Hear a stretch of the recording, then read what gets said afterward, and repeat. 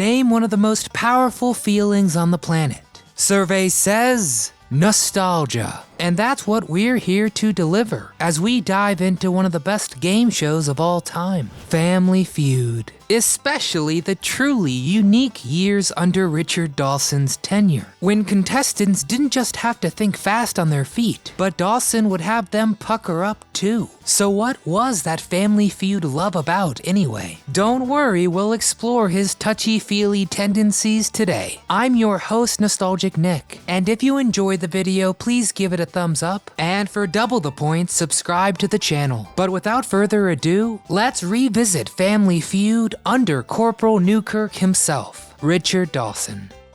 Let's match a feud. The latter half of the 20th century was when game shows started finding their footing. The list of options was growing when, in the 1950s, the quiz show scandal made viewers skeptical and wary of early game shows. But in the end, it just left room for the true champions to spread their wings. And panel shows enjoyed newfound success when they took a comedic approach. And the leader of the pack was Match Game, from Mark Goodson and Bill Todman Productions. It grew so popular, producer Mark Goodson devised a spinoff. And survey says that next game show would be Family Feud, pitting two families seeing who could guess the most popular answers from a poll of 100 people. But there was one more important piece of the equation to figure out. The host. Goodson had an answer for that too, thanks to Match Game. Well, I got no idea. I leveled with you right up front. A fine selection. Here's the question. Name something you squeeze. Match Game relied heavily on the chemistry of its celebrity panelists. And boy, did it have a great selection. The very first lineup included heavy hitters like Michael Landon, Vicki Lawrence, and Jack Klugman. And its first regular panelist was Richard Dawson, who at this point had 6 years of Hogan's Heroes under his belt, where he snuck and conned his way through danger and into people's hearts. And so, when the next Goodson-Todman project began, Dawson wanted to audition for the host, which kinda put a crimp in Goodson's plans, as he was looking at William Shatner or Jack Nars for the gig. But when Dawson heard that, he gave them an ultimatum. Let him host, or he was going to be the most boring, unlikable guy imaginable for the rest of Match Game. Message received. Name the biggest factors for success. Game shows need a lot of variables to align to enjoy success. And aside from the format, the most important thing is the host and their chemistry. That's where Dawson tapped into past work. Beginning in 1976, people tuned in for Dawson's quick wit that he honed on Match Game, and his familiar dryness from Hogan's Heroes. But he also did something else different. No, not the smooching just yet, but we'll get there. I'm talking about his style. If you dare utter a foolish answer in front of current host Steve Harvey, he will verbally dismantle your entire being. Steve cuts deep. But Dawson did things a little differently. He saw even the outrageous answers as totally befitting the show, even saying they made sense to him. He once explained, saying, quote, "Usually I say good answer in a sarcastic way. Name a vegetable you have to peel to eat. They'd say grape and I'd say good answer." Dawson had grace and style and made Family Feud a household favorite. Question selection. What would Family Feud be without its surveys? Probably just two families standing around hoping for a new car. The questions are more or less timeless and relatable. But how did the show figure out what answers were most popular? Back in the day, Family Feud used a mailing list. Their go-to polling firm is called Applied Research West, which these days randomly calls people asking survey questions. The catch is they don't know it's for Family Feud. So what do you think? Have you ever shared an answer over the phone that ended up on the board? Let us know in the comments. As for the early days of questions, the very first prompt ever used. Name a famous George.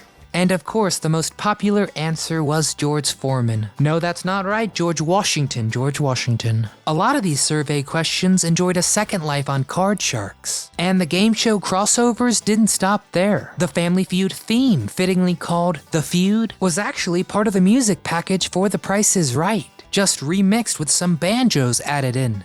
Lollipop, lollipop. Dawson left his mark in another way too. No, still not the kissing yet, but maybe it was related. He was famously a huge fan of lollipops, giving them away to people as a simple kindness. And this made it into the show from 1983 to 85. You'll see Tootsie Pop trees near each competing family, and if you recall, a family member, usually the youngest, got to pull one lollipop, and if it had a black stem, they got an extra $100. But almost more importantly, this revealed a kinder side of Dawson's. Contestants saw his host personality, and producers saw a rather demanding side that knew his worth. It was refreshing for everyone to see him soften up when he gave out treats at the end of a game. The Kissing Bandit. We haven't kissed yet, have we? No.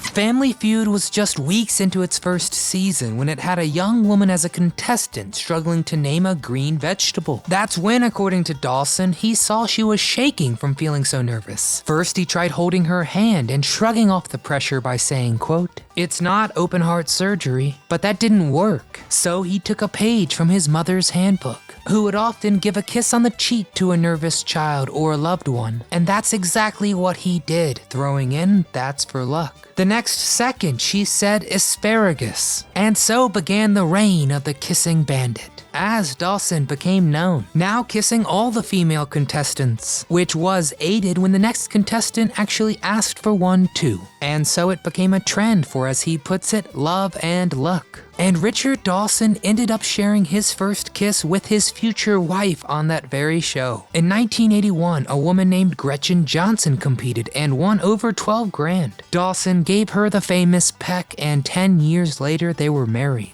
Romantic, right? Well, not for everyone.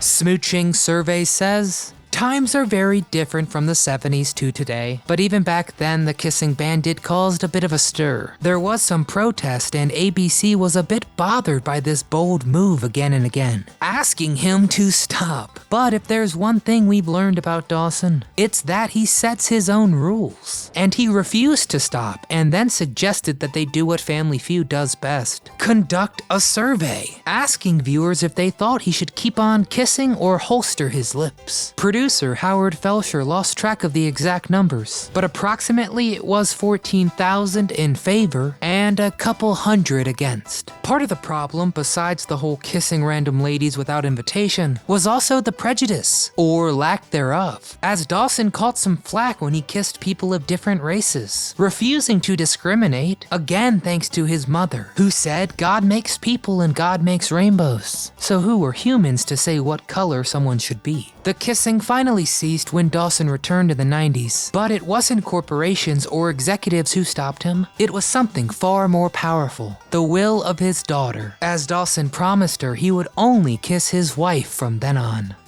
Money talks. Game shows put a lot of pressure on the host, and Dawson often went to topical humor like a quick Richard Nixon joke. Well, one sponsor approached ABC requesting these digs to stop. Their first solution was to edit his comments out. But when Richard Dawson heard this, he threatened to quit and said he knew advertisers, and they would sponsor a war criminal as long as they could push the product. Dawson told them to stop sponsoring if they didn't like it. Always a bit of a handful, but I'm not sure he was wrong. He had an ongoing rivalry with producer Howard Felsher, raised a lot of noise about faulty electronics, and often made the program run long because of his long stories. Just going down to my dressing room, there was a mouse.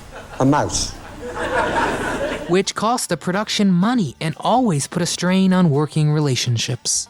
The End, Part 1. For nearly a decade, Family Feud enjoyed the top spot of the game show food chain, until 1984, when Americans wanted to buy a vowel and Pat Sajak became the new face of competitive TV. Ratings began to wane and backs began to break, as Family Feud ran a tight shift, taping all 5 of the week's shows in a single day of work. Dawson had an almost hourly sprint between the ABC studio and his dressing room to prepare for the next taping, and he constantly voiced his complaints, and ABC finally called it quits. For a bit anyway, but just 3 years later, and this time with CBS and Ray Combs at the helm, until the ratings struggled again. And against many of the staff's wishes, they approached Dawson with a contract of $2 million a year. And maybe it was the boatloads of money, but Dawson was excited about working the feud again, and even swore he'd lose the retirement weight. His excitement was contagious, and ABC made deals with dozens of stations ready for his return. In the end, Dawson only prolonged the inevitable for one season before reverting to full retirement, and the show slipped into brief obscurity once again.